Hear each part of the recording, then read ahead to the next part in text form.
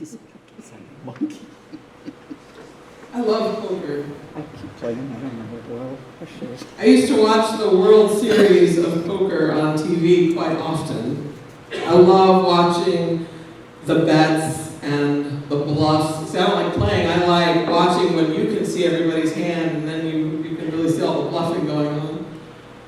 And if you follow it long enough, you get to know a lot of the great players in the field.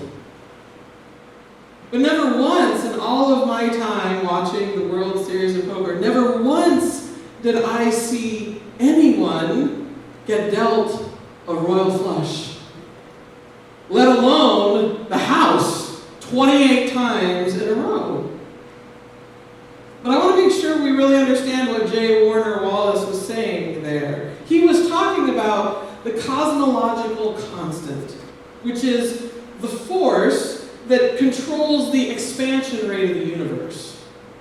That physical force could be very strong or it could be very weak, but if it was just a smidgen weaker than what it is, nothing in the universe would hold together. You couldn't have planets or stars or even cells, because atoms in the nucleus wouldn't hold together. They wouldn't stay together. And if this cosmological constant, where it's set right now, the strength of it, if it was just a smidgen stronger than it is, everything would be pulled in together and collapse on itself. And the degree to which this is finely tuned, meaning the exact place where the strength of that force has to be set in order to allow for the creation of planets and stars without them imploding in on themselves, is so precise. It is so infinitesimally precise that the odds of it coming about by random chance are the same odds that if you were playing poker, the dealer could randomly deal himself 28 royal flushes in a row. In a row. It's not going to happen. Even if it's theoretically within the realm of possibility, it ain't never going to happen. And so Wallace asks, and rightly so, if you would not swallow that at the poker table, why in the world would you accept it as the explanation for the origin of the universe, which is a fundamentally more important issue? But you know what? That's not even the end of it. Because this is just the odds of the cosmological constant being set at the right strength for life. That's just one physical force that has to be set right. There are 30 others that also have to be set at the right force strength in order to work in concert with each other to make life in the universe possible.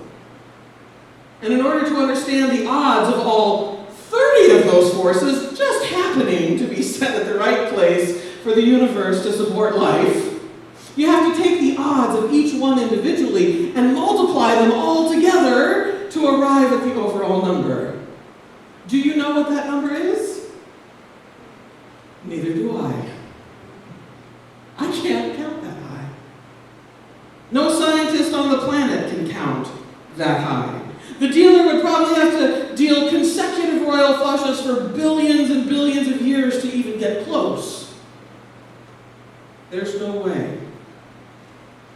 It is not possible. But that doesn't stop so many scientists from buying into the fairy tale. Why? Why? When Romans 1 so decidedly says, "For since the creation of the world, God's invisible qualities have been clearly seen, being understood from what has been made, so that people are without excuse."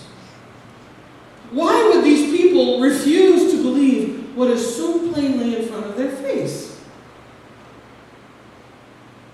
Why, they're just like the people in John chapter 10, aren't they?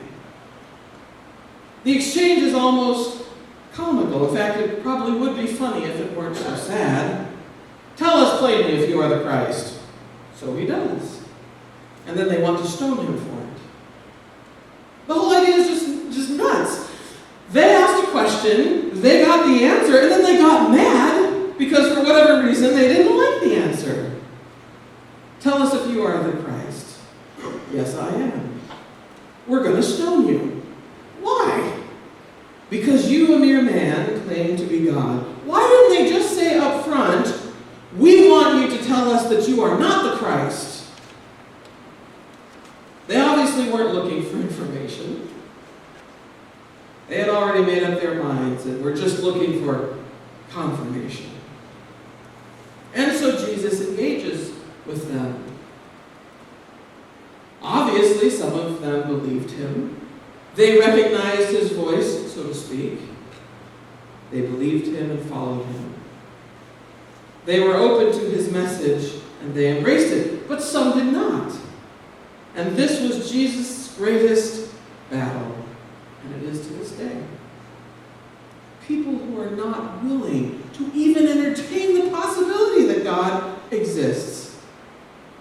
Even the great atheist Richard Dawkins, I wanted to show you this clip this morning instead, but I couldn't find a good quality clip of it. Even the great atheist Richard Dawkins, who was probably one of the most outspoken opponents of the theory of intelligent design, he recently gave an interview where he said that, given all the scientific evidence about a designer, because it's just there in front of your face, he would concede that, it might be possible that some superior alien race had come and seeded life on our planet at some point in the past. Just as long as that superior alien race wasn't called God, I guess. And where would the super intelligent alien race have come from themselves? I think the mental gymnastics required to avoid the plain truth has to be harder than getting that scientific degree in the first place. But this has always been God's greatest battle. Some who believed him, some who would not. And so Jesus is confronted with that situation again. There was any number of ways he could have dealt with his naysayers. A bit of lightning, a bit of thunder. Maybe have the ground open up and swallow up those rebellious people. He certainly used some of those methods to get people's attention back in the Old Testament. Instead, it's really interesting to observe what he does in John 10. He's already got their attention, right? In fact, they came to him. They're obviously engaging with him, so he doesn't need to do anything so drastic just to get them to listen, like he did in the Old Testament. But certainly such a show of power would have gone a long way to getting them to acknowledge him as God. If he had thundered, "I am God and I expect you to believe it," and then wiped out the opposition, the people would have likely agreed out of fear. Yes, you are, we believe. But in their minds, that fear would have eventually turned to rebellion. So that's not a good long-term strategy. Instead, Jesus engages them intellectually. Why then do you accuse me of blasphemy because I said I am God's son? Do not believe me unless I do the works of my Father. But if I do them, even though you do not believe me, believe the works, that you may know and understand that the Father is in me and I in the Father. Do not believe me unless you see me doing what the Father does. In fact, don't take my word at all. Just look at the evidence. Jesus had certainly done enough healing and miracles for all to see. The people openly admitted earlier in this same conversation, which we would have read last week, maybe we'll read sometime in the future. The people had openly admitted earlier in this conversation that they had no issue with Jesus' miracles. They liked all of those. No issue with the miracles. Only with his words. So Jesus invited them to go ahead and start at the level of the evidence. The one who rained manna in the desert for 40 years. Could he be the same one who is now feeding the 5,000 and the 4,000 with practically exactly nothing? The one who brought water out of a rock, could he be the same one who could turn the water into wine? The one who helped heal the Israelites from the snake bites in the desert, was this the same one who now healed the lepers, gave sight, and restored shriveled limbs? The one who gave them the laws and ordinances on Mount Sinai, was he the same one who now expounded upon and explained the scriptures with authority such as they had never witnessed before? The one who ordained the building of his tabernacle so that he could dwell with his people, was he the one now standing among them in the temple once again? Do not believe me unless I do the works of my Father. When you really think about it, that is quite a stunning statement out of the mouth of God. What Jesus is really saying here is, I don't want you to believe just because I told you. I want you to believe because you've been convinced in your own mind. It's like what Jesus will say even more plainly to his disciples a little later. I don't want you to be my servants, because servants just do what they're told. I want you to be my friends, because I want you to understand. I want you to see all the evidence and to weigh it and to come to your own conclusions. And only agree with me if you agree. We can see how this works right at the end of the passage from today. When Jesus escaped from the temple, he went to the other side of the River Jordan where John the Baptist had been baptizing a few years before. The people who lived there had listened to John, and unlike the Pharisees, they had accepted John's testimony. And now Jesus shows up.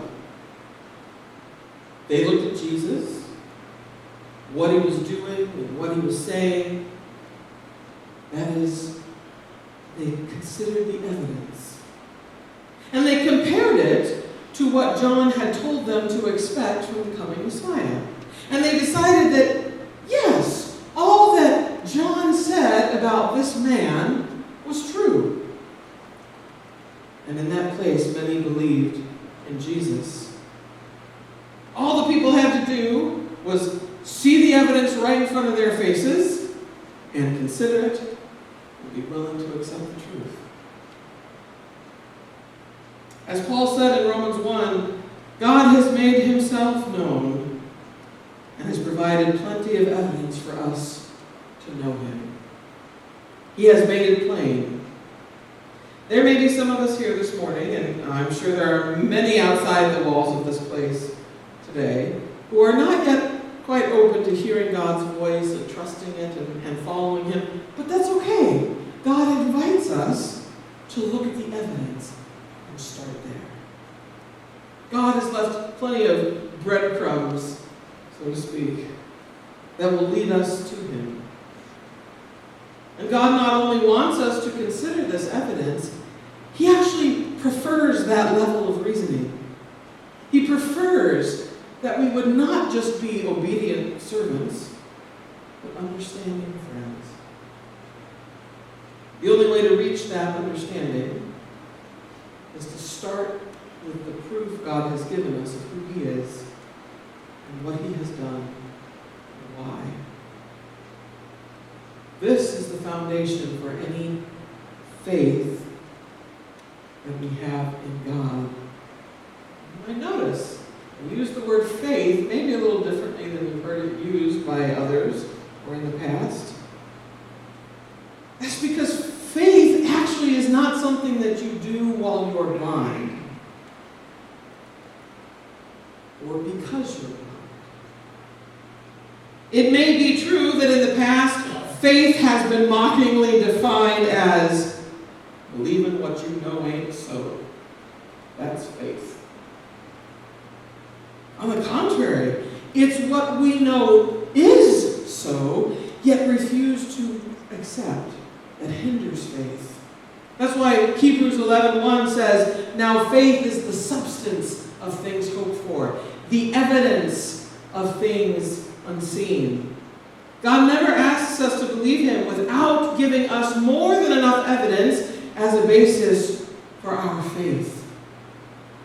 All the evidence is there. It's plain as day. It's right in front of the nose. And don't worry if you're not a physicist. There is plenty of other non-scientific evidence that you can consider. You don't have to be able to do all those fancy equations to understand that God exists. You just have to be willing to accept the truth whenever you see it. Because you will see it. Because our God always proves himself.